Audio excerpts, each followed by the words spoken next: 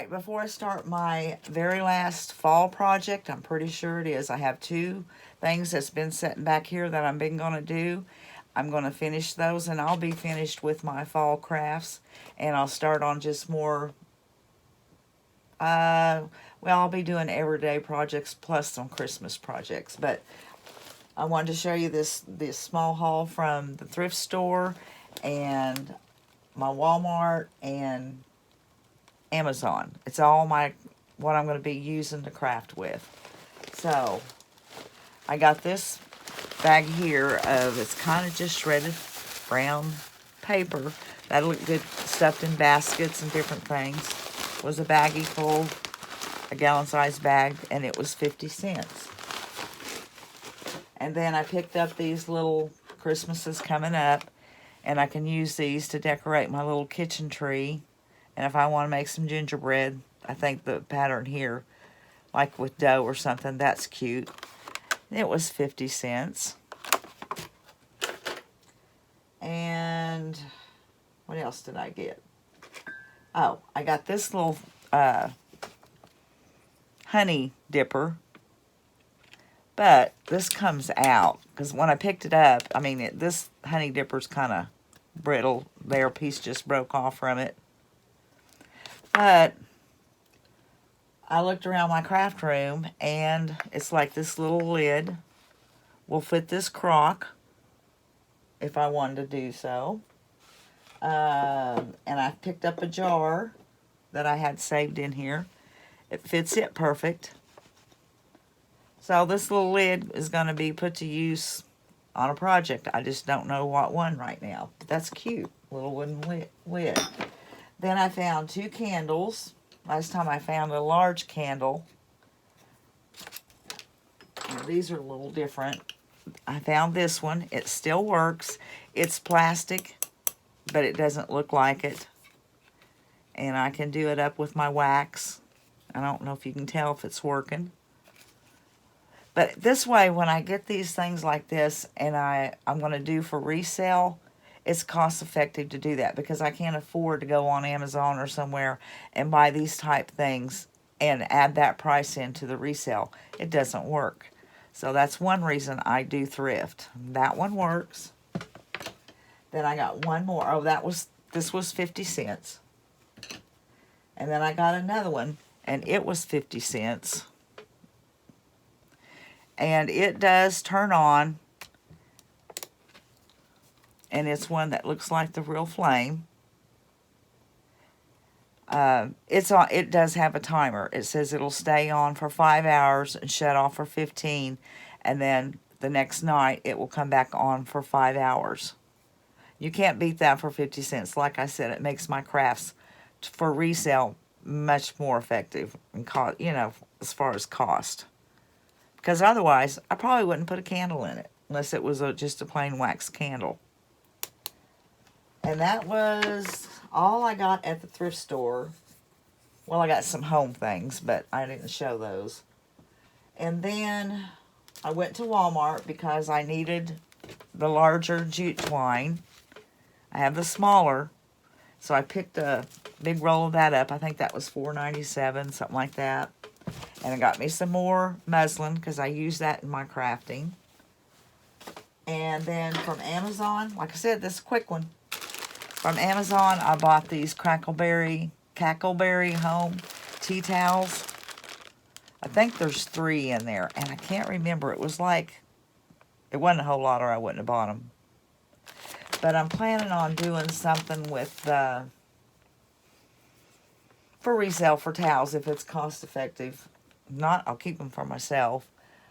Oh, I know.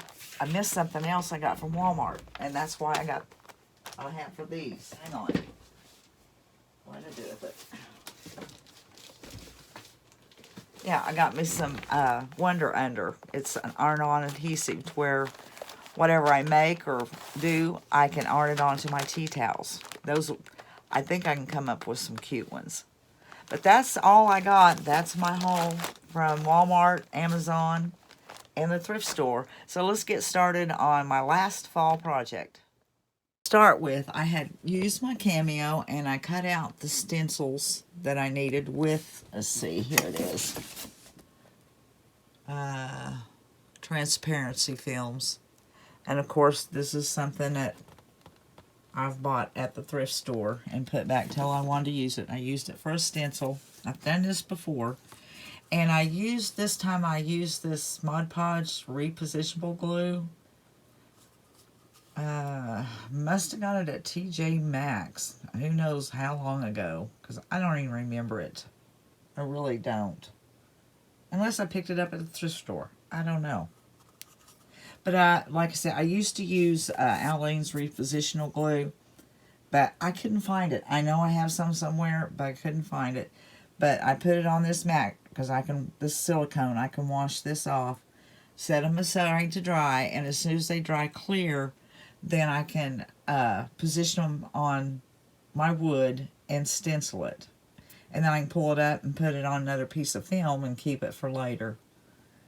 But that's what I'm starting with now. But you'll see what it's for here in just a second. Alright, to start with now, this is what I'm going to do the stenciling on that I cut out. These are just a 2x4, and they're 5.5 inches tall. They're all the same size. And to start with, I'm just going to, well, I'm going to put gloves on because I hate working with that antique wax and getting it all over my hands. But to start, I'm just going to give every one of these a coat of this antiquing wax. And I'll let those dry. And then I'll get my orange out. Or we'll see, I don't know if I want orange. I'll figure out what I want when I get there, I guess. But I'm not going to have y'all sit through this and see me just brush this on. But I did want to show you what I was going to do. So I'm going to finish on, and I'm going to coat all 3 of these 2x4s that are 5.5 inches tall with a coat of this antiquing wax, and it is watered down. Alright, now that these have dried, I'm just going to take orange. I believe this is the Hobby Lobby Anita's all-purpose, and it's pumpkin. And I'm going to coat the front side, probably 2 coats in the middle.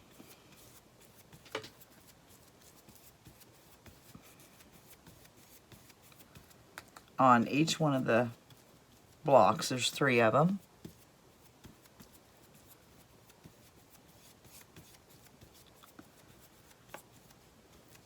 Like that. And I'll do this and let it dry and give it another coat just down the middle because I want it a little darker.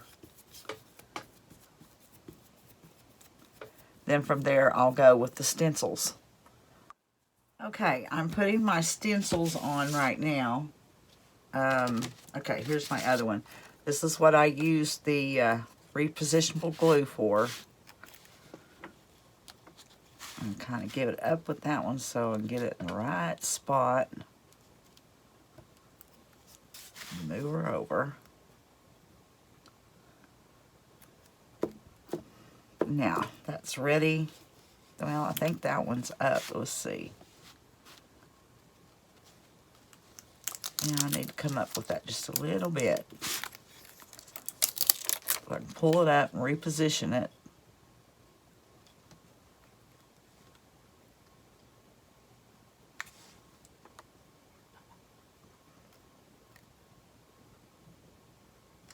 Okay, let's put it right there. Make sure it's down good because I am going to stencil it, and I'm just using some folk art wicker white. Ooh, that's runny. I may go to my standby, my plaster color. Let me see if that helped. That'll work. Probably not as thick. Stencil this on each one of them. Am I in frame?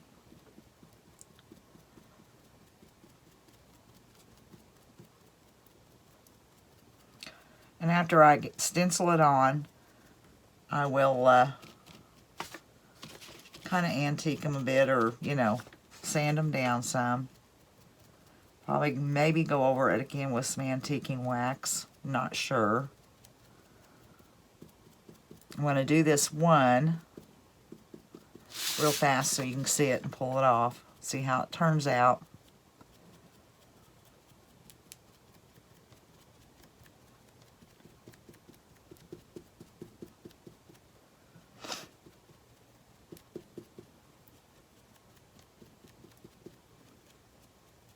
Okay, let me go over that with a heat gun a little bit. Let me go over it again.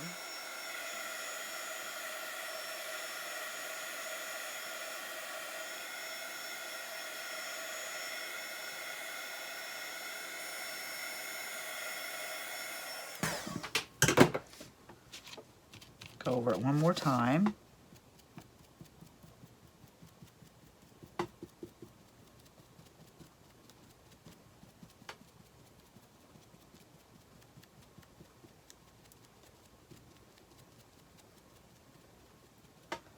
Okay, let's pull it off.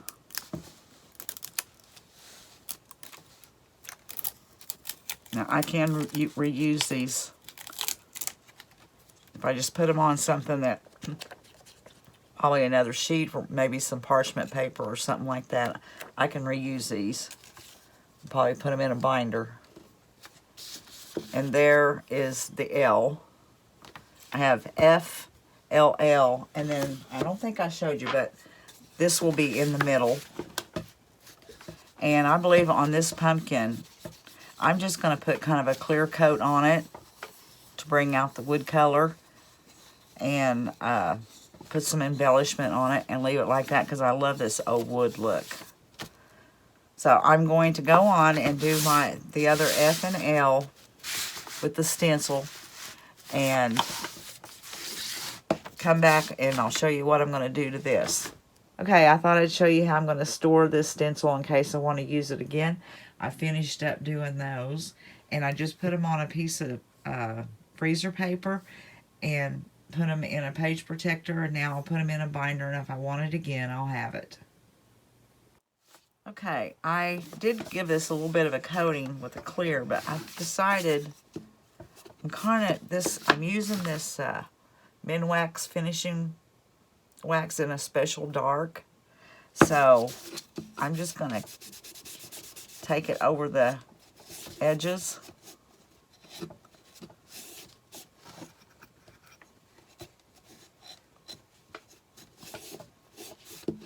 I'm going to go around all of it and let it kind of dry.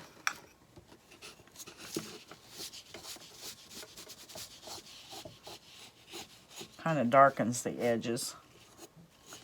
I could have used that other stuff, but I have something new. I want to try it. See how it turns out. I think that wax will probably last forever too. It does smell.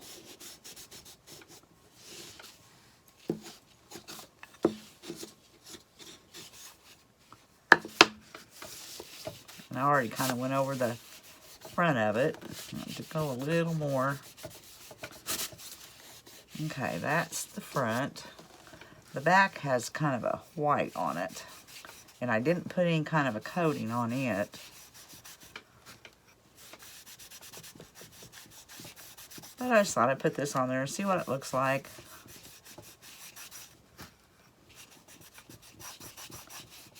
Okay. Alright, that's what I done with the pumpkin. Now, I'm going to take my fall out in the garage and I'm going to hit it with the sander and kind of distress it a bit. And I might use some of this to go over it. So let me take these out there and I'll be right back. Okay, it didn't take me but a few seconds to go over those.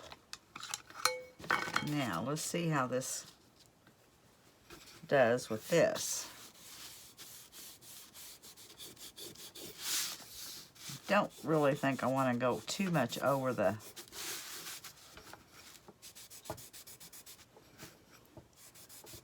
This just makes a subtle difference.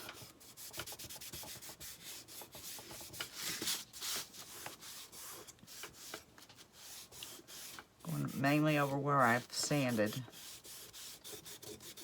Okay. Am I in frame?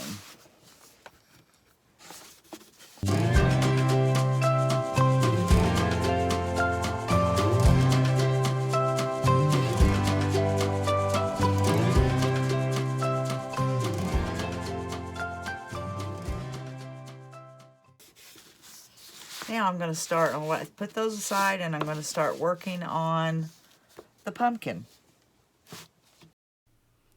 Okay, here I start showing you me taking some things out and to work with, to put on there, and I do fiddle with it for a while, quite a while, and I decided I didn't like it, so I ended up painting the pumpkin.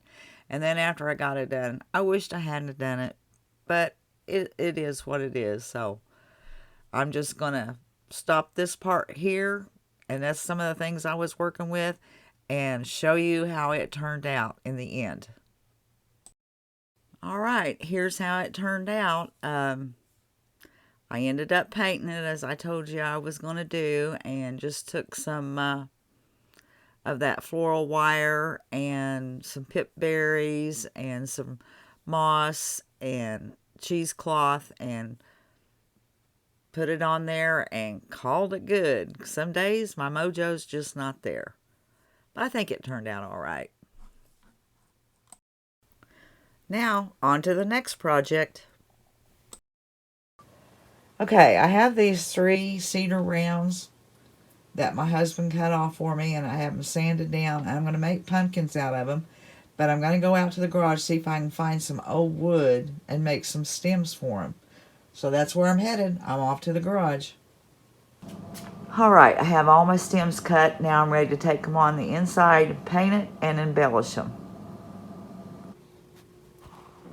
While I had my other project out, I went ahead and put the antiquing wax watered down on all these rounds. And I went ahead while I had the orange out and coated this one. And now on these 2, I'm going to do one, the Waverly Plaster, and then this one, and another one. This is Bayberry, Folk Art Bayberry. And I'll probably just paint the stems a dark brown. I probably won't do a lot to these. Just let them be on their own. You know, like putting pit berries and all that stuff on it.